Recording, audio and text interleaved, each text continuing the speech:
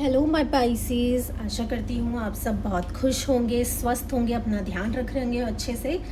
तो आज हम जो ये रीडिंग करने जा रहे हैं ये अप्रैल के महीने के लिए है। स्पेशली पाइसेस वालों आपके लिए वीडियो बनाई है मैंने। ध्यान रहे मेरी रीडिंग थीथा बेस्ड पे नहीं है, ये हर किसी जेंडर वालों के लिए है, आप किसी भी रिलीजन के लिए है, आप ये वीडियो देख सकते हैं।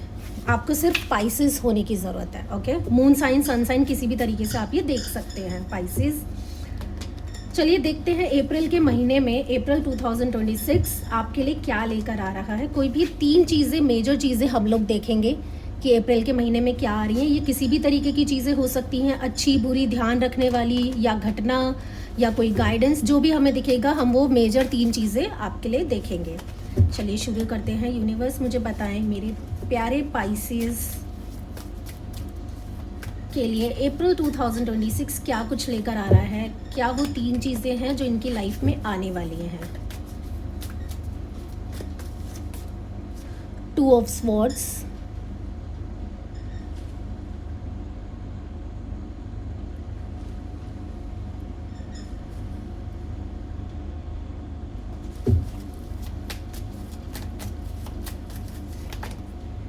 Four of Wands,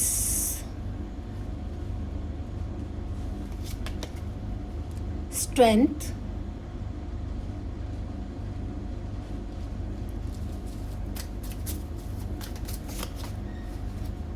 Knight of Wands,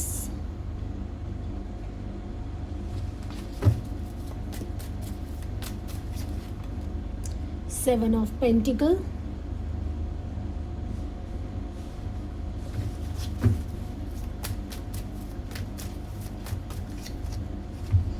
three of pentacle. और एक गाइडेंस कार्ड हम निकालेंगे जो कि हम वीडियो के एंड में, रीडिंग के बाद हम चेक करेंगे, जो कि सरप्राइज रहेगा। मैं भी नहीं देखूंगी वो कार्ड कौन सा है। चलिए देखते हैं गाइडेंस। ओके, 2 कार्ड निकल आए हैं, हम दोनों को ही रख लेंगे, ये हम बाद में देखेंगे कि इसमें क्या है। चलिए, बॉटम ऑफ द डेक में है 7 ऑफ वॉन्ड्स। ओके, तो पाइसेस वालों अप्रैल क्या कुछ लेकर आ रहा है आपके लिए। चलिए देखते हैं। सबसे पहले तो मुझे ऐसा दिख रहा है कि काफ़ी लोग यहाँ पे आपको अननेसेसरी गाइडेंस देने की कोशिश कर रहेंगे, आपको अननेसेसरी ज्ञान देने की कोशिश करेंगे, एडवाइस देने की कोशिश करेंगे। ये ज़्यादातर रिश्तेदार हो सकते हैं और कुछ ऐसे लोग जो आपके सामने आपके वेलविशर बनते हैं लेकिन वो आपके वेलविशर है नहीं। ये ऐसे लोग दिख रहे हैं जो कुछ खास भला आपका चाहते नहीं है और वो आपको अननेसेसरी गाइडेंस देने की कोशिश करेंगे। अगर आप कुछ करने जा रहे होंगे तो आपके कान भरने की कोशिश करेंगे कि नहीं ऐसे मत कर, आपको डीमोटिवेट करने की कोशिश बहुत करेंगे। तो आपका जो अप्रैल का महीना दिख रहा है ना कि इस तरीके के लोग आसपास बहुत रहेंगे, आपको कंफ्यूज करेंगे अननेसेसरी, कि आपको समझ ही ना आए कि आप क्या सही कर रहे हो क्या गलत कर रहे हो, और आपको कंफ्यूज करने की बहुत कोशिश करेंगे। अगर कुछ अच्छा करने जा रहे होगे तो आपको डीमोटिवेट करके भटकाएंगे कि फिर आपको लगेगा कि क्या मैं सच में सही कर रहा हूँ कि गलत कर रहा हूँ। नहीं तो आप चीज़ों को होल्ड पे डाल देंगे, या तो गलत फैसला लेने के वो चाहेंगे कि आप गलत फैसला ले लो, या वो चाहेंगे कि अभी आप रुक जाओ, उसके लिए एक्शंस ना लो, एफर्ट्स ना करो, क्योंकि उन्हें दिख जाएगा कि आप जो भी करने जा रहे हो कुछ बढ़िया ही हो रहा है, कुछ बड़ा करने जा रहे हो, एटलीस्ट उनसे तो कुछ अच्छा और उनसे तो कुछ बड़ा ही करने जा रहे हो। तो अप्रैल की एनर्जी में ना आसपास आपके ऐसे लोग होंगे। तो मुझे ऐसा दिख रहा है कि इस तरीके के लोगों को आप बड़े मज़े से इग्नोर मारते हुए दिख रहे हो। आपको लगेगा कि हाँ अच्छा है, लेकिन जब आप खुद से सोच विचार करोगे तो आपको समझ में आएगा जो आप कर रहे हो, जो आप सोच रहे हो वो एकदम सही है एंड आपको दूसरों की नहीं सुननी। आपको वो चीज़ समझ में भी आ जाएगी जब आप खुद में सोच विचार करोगे, बहुत ज़्यादा सोचोगे तो आप उनको ऐसा लग रहा है जैसे आप सामने से ही नहीं कहोगे कि जी दूर से राम राम, मुझे मत बताओ, मुझे आपकी एडवाइस की ज़रूरत नहीं है, या thank you so much but मुझे आपसे नहीं जानना। मतलब इस तरीके से आप जवाब नहीं दोगे, आप सामने से कह दोगे हाँ ओके ठीक है, लेकिन करोगे आप वही जो आपको ठीक लगेगा, जो आपके हिसाब से आपको लगता है कि आप सही कर रहे हो, आप वही करते दिख रहे हो और बहुत मज़े से ज़ोरों शोरों से आप करते दिख रहे हो, बड़े मज़े के साथ, और इन्जॉय भी करोगे कि हाँ ठीक है, आपको मज़ा भी आएगा करने में। और आपकी गट फीलिंग खुद बोलेगी कि हाँ यार मैं जो कर रहा हूँ मैं सही कर रहा हूँ, या मैं जो कर रही हूँ वो सही कर रही हूँ। ध्यान रखिए रीडिंग जेंडर स्पेसिफिक नहीं है, मैं था ही कुछ भी बोलूँ, आप देख रहे हैं आप ही के लिए है ये रीडिंग। और जितना रेजोनेट हो उतना ही लेना है, ज़बरदस्ती खुद की स्टोरी पे फिट भी नहीं करना है, ठीक है। चलिए, दूसरी चीज़ जो मुझे यहाँ पे नज़र आ रही है, ऐसा लग रहा है कि बहुत पहले आपने कोई इन्वेस्टमेंट की थी, कोई लॉन्ग टर्म इन्वेस्टमेंट आप लोगों ने बहुत पहले की थी, जिस पे से पहले आपको समझ में नहीं आ रहा था कि क्या ये इन्वेस्टमेंट आगे चल के कुछ फ़ायदा देगी भी, कुछ होना भी है।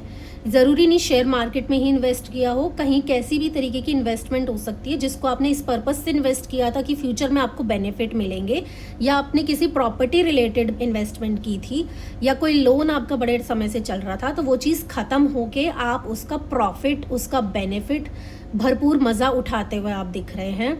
कुछ उस चीज़ से आपको एक अच्छा आउटपुट, एक अच्छा आउटकम आपको मिलने वाला है, जिस चीज़ पे आप बहुत ज़्यादा सेलिब्रेट करते हुए दिख रहे हो। कुछ लोगों का हो सकता है कि वो प्रॉपर्टी में कुछ उन्होंने इन्वेस्ट किया था, उस प्रॉपर्टी का अचानक से कुछ रेट बढ़ जाएगा, या आप उसको प्रॉफिट में सेल कर देंगे, या प्रॉपर्टी लोन था जो ख़त्म हो जाएगा, तो अब आप उसके लिए एकदम टेंशन फ्री हो जाएंगे। तो ये कुछ इन्वेस्टमेंट या प्रॉपर्टी रिलेटेड मुझे यहाँ पे दिख रहा है, ठीक है।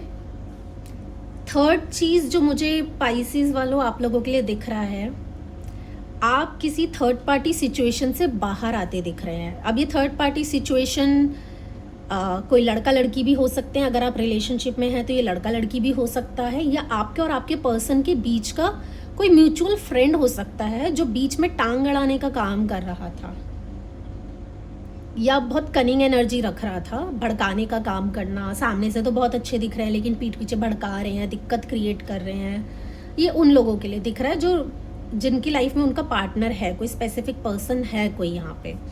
जो लोग सिंगल हैं, ऐसा दिख रहा है आपके पास 2 ऑप्शंस आने वाले हैं, एंड आप दोनों ही ऑप्शन को अच्छे से एक्सप्लोर करेंगे, समझेंगे, टाइम स्पेंड करेंगे, और उनमें से एक सुझाव आप कर लेंगे, एक को आप सेलेक्ट करके उसके साथ आगे बढ़ते हुए दिख रहे हैं। मीन्स आप दोनों को डेट करेंगे 1 बाय 1, साथ में भी कर सकते हैं, ये सबके लिए अलग अलग जाएगा, लेकिन ऐसा दिख रहा है 1 बाय 1 एक की तरफ आपका इंटरेस्ट ज़्यादा होगा, उसे आप ज़्यादा अटेंशन देके उसी के साथ फाइनली दूसरे पर्सन को हटा के आप अपने पसंदीदा पर्सन को चूज़ करके उसके साथ आगे बढ़ते हुए दिख रहे हैं स्टेबिलिटी की तरफ। सिंगल हैं तो उसके साथ रिलेशनशिप में आ जाएंगे, रिलेशनशिप में आ चुके हैं ऑलरेडी तो आप उसको कमिटमेंट की तरफ बढ़ेंगे। तो इस तरीके की स्टेबिलिटी कुछ आप लोगों की लाइफ में मुझे आती हुई दिख रही है। चलिए, अब हम देख लेते हैं कि गाइडेंस में कौन से 2 कार्ड आप लोगों के लिए आए थे, devil and 6 of wands. Okay,